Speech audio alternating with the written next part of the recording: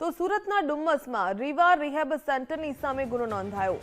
ધવલ રાઠોડનું શંકાસ્પદ મોત થયું। રિહેબ સેન્ટરમાં ત્યારે 24 કલાકમાં જ યુવકનું શંકાસ્પદ મોત થયું। માર મારવાથી મોત થયાનો પરિવારે ગંભીર આક્ષેપ લગાવ્યો। ડુમ્મસ પોલીસે 4 સંચાલકોની સામે ગુનો દાખલ કર્યો। જિગ્નેશ દેસાઈ, રોહન સંઘાણીની સામે કેસ નોંધાયો। શૈલેષ વાઘેલા અને દિલીપ જોશીની સામે પણ કેસ દાખલ કરવામાં આવ્યો। યુવકને ઊંઘની ગોળીઓની કુટેવ હતી। 28 ફેબ્રુઆરીએ પરિવારે સેન્ટરમાં મૂક્યો હતો। ફોરેન્સિક પીએમમાં શરીર પર ઈજાના નિશાન મળી આવ્યા। ડુમ્મસ પોલીસે વધુ તપાસ હાથ ધરી। જો તમારા ઘરના કોઈ સ્વજનને વ્યસન છે અને એ વ્યસન છોડાવવા માટે તમે પોતાના ઘરના સ્વજનને વ્યસન મુક્તિ કેન્દ્રમાં મૂકો છો અને ત્યારબાદ તેની સંપૂર્ણ જવાબદારી વ્યસન મુક્તિ કેન્દ્રના સિરે છોડો છો અને તેમના ભરોસા પર રહો છો તો ચેતી જજો, કારણ કે સુરતમાં લાલબત્તી સમાન કિસ્સો બનીને સામે આવ્યો છે, જ્યાં બનાસકાંઠાનો એક મૂળ પરિવાર છે તે પોતાના ઘરના સ્વજનને જે વ્યસનમાંથી બહાર લાવવા માટે સુરતના ડુમ્મસ ખાતે આવેલા સુલતાનાબાદ સ્થિત રીવા વ્યસન મુક્તિ કેન્દ્રની અંદર મૂકવામાં આવ્યો હતો। જે ધવલ રાઠોડ નામનો જે યુવક છે તે યુવકને વ્યસન હોવાથી તેને અહીં પરિવારજનો તરફથી વ્યસન મુક્તિ કેન્દ્રમાં મૂકવામાં આવ્યો હતો। માત્ર 24 કલાકની અંદર જે ધવલ રાઠોડને આ જે રીવા વ્યસન મુક્તિ કેન્દ્ર અને રિહેબ સેન્ટરમાં જ્યારે લાવવામાં આવ્યો ત્યારે સહી સલામત છે તે યુવક હતો, પરંતુ માત્ર 24 કલાકની અંદર જ જે ધવલ રાઠોડ મૃત હાલતમાં છે તે આ સેન્ટર પરથી મળી આવ્યો હતો। હાલ આપણે સેન્ટર પર આવ્યા છે કે સંચાલકો જોડે વાત કરવાનો પણ પ્રયત્ન કરીએ, પરંતુ હાલ અહીં કોઈ હાજર નથી જોવા મળી રહ્યું। મહત્ત્વની વાત એ છે કે આજ જે રિહેબ સેન્ટરની અંદર જે પરિવારજનોએ ધવલ રાઠોડને છે તે અહીં વ્યસન માટે મૂક્યો હતો, પરંતુ માત્ર 24 કલાકની અંદર જે રહસ્યમય સંજોગોની અંદર ધવલ રાઠોડનું મોત નિપજતા પરિવારે ગંભીર આક્ષેપ કર્યા હતા અને અંતે જે ધવલ રાઠોડને પીએમ અર્થે નવી સિવિલ હોસ્પિટલ ખાતે ખસેડવામાં આવ્યો હતો।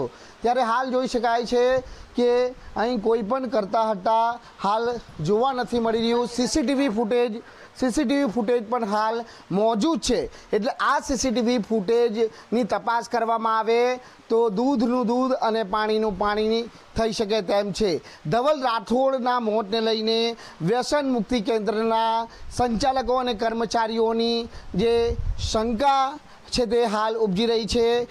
મહત્ત્વની વાત એ છે કે ધવલ રાઠોડ નામનો જે યુવક છે તેને બનાસકાંઠાથી પરિવારજનો દ્વારા અહીં આ રિહેબ સેન્ટર ઉપર મૂકવામાં આવ્યો હતો, પરંતુ અચાનક જ ધવલ રાઠોડનું મોત કયા સંજોગોની અંદર થયું છે તે કહેવું હાલ મુશ્કેલ છે, પરંતુ પરિવારજનોના આક્ષેપના પગલે હવે ધવલ રાઠોડના મોતને લઈને ડુમ્મસ પોલીસ તરફથી તપાસ શરૂ કરવામાં આવી છે। આપણે જણાવી દઈએ કે જે પેનલ જે પીએમની અંદર છે તે ચોંકાવનારી વિગતો સામે આવી છે। આપનું નામ જણાવશો?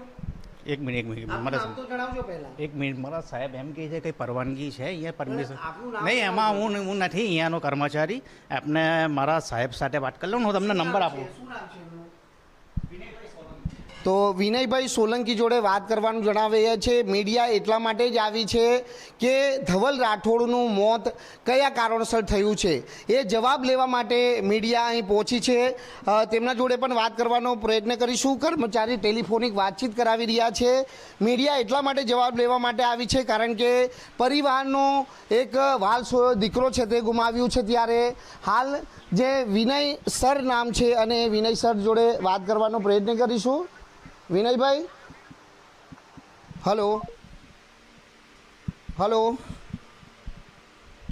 તો જોયું કે ગુજરાત ફર્સ્ટે આ જે રીવા રિહેબ સેન્ટર છે તેના સંચાલકો જોડે પણ ટેલિફોનિક વાતચીત કરવાનો પણ પ્રયત્ન કર્યો, પરંતુ મીડિયાને જણાવવામાં આવે છે કોઈ પરવાનગી લીધી છે કે કેમ? અરે ભાઈ, મીડિયા એનો જવાબ લેવા માટે જ આવી છે. તમારા પર આક્ષેપ થયા છે, તમારી સંસ્થાની અંદર યુવક મોતને ભેટ્યો છે, એટલે તમારે જવાબ આપવાનો છે, નહીં કે મીડિયાને દબાવવાનો પ્રયાસ કરવામાં આવે. પોલીસ તપાસ કરી રહી છે. પોલીસ તપાસની અંદર શું ખુલાસા બહાર આવે છે તે હાલ બાબત મહત્વની બની રહે છે. પરંતુ પરિવારજનોએ જે પ્રમાણે આક્ષેપ કર્યા છે અને જે ફોરેન્સિક પીએમની અંદર જે યુવકના શરીર ઉપરથી ઈજાના નિશાન મળી આવ્યા છે તેના ઉપરથી જે સંકેત એવા મળી રહ્યા છે કે ક્યાંક યુવકને ઢોર માર મારવાના કારણે તેનું મોત થયું છે. પોલીસ શું તપાસ કરે છે તે જોવું રહ્યું.